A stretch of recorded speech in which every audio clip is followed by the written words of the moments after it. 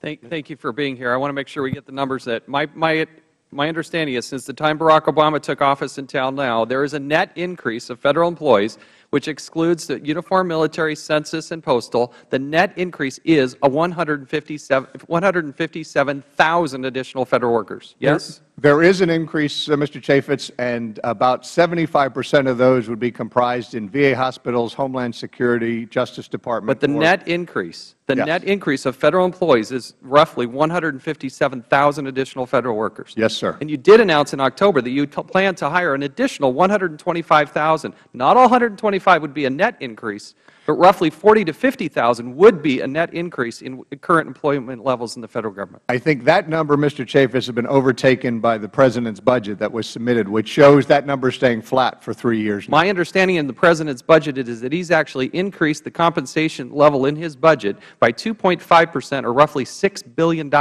this year over last year. Well, why the increase in why the additional $6 billion?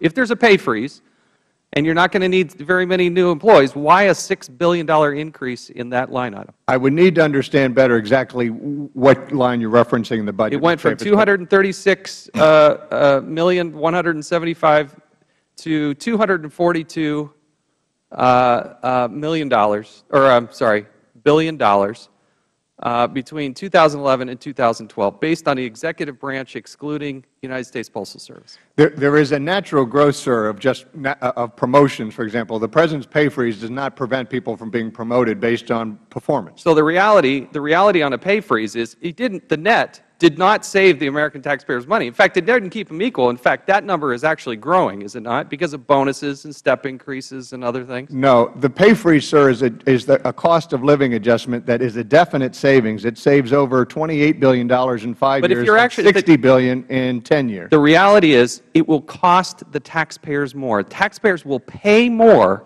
for Federal employees as a whole this year as opposed to the year before. Had the President not frozen pay, that same number would be $28 billion higher. I guess what is concerning to many of us is when the President and you, in your very first line, say, quote, President Obama has frozen annual pay adjustments for 2 years. It gives the impression that we're not going to spend more money on personnel. But the reality is we're going to spend billions and billions more because of bonuses and step increases and other things. At the same time, you're hiring additional people. So for the Federal workforce that is working hard, they're somewhat offended because their pay is frozen. Meanwhile, you're out hiring additional people. Mr. Chaffetz, in the President's pay freeze, he also directed OPM and the Office of Management and Budget to report back to him on a program that will address and deal with bonuses and the reward and incentive program for Federal employees.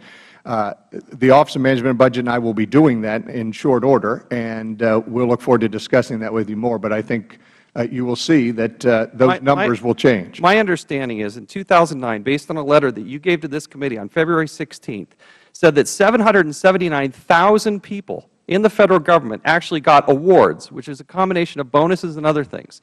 In fact, over 63% of the Federal workers actually got, quote unquote, awards. Why so many people are getting so many awards at a time when people are losing their jobs? Most of those, you have to understand, with a 2.1 million size workforce, the average number in that GS of those awards is below $1,000. So this is not. These are not the Wall Street bonuses that people are used to when they think of as a bonus. These are recognizing outstanding performance. That's offensive to a lot of people. 63% of Federal workers got a bonus, got an award, and there are a lot of people out there losing their job. They have their own businesses. They don't understand when the President sends up, oh, we're going to have a pay freeze, and then you're handing out bonuses to get around it. It doesn't make sense.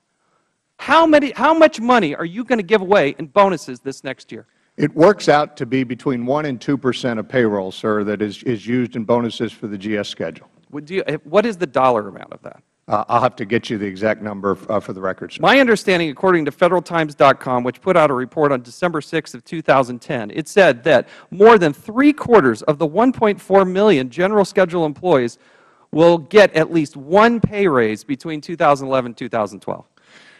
One of the things that and I will take, it's a legitimate concern to be addressed, and one of the things we can take back to this working group that we've established through the Chico Council is that a fair number? Do you dispute that number? I I trust you, Mr. Chaffetz. I would presume that you're Well, thank reading you. from The a answer is legitimate yes, document. Mr. Chairman. I yield back.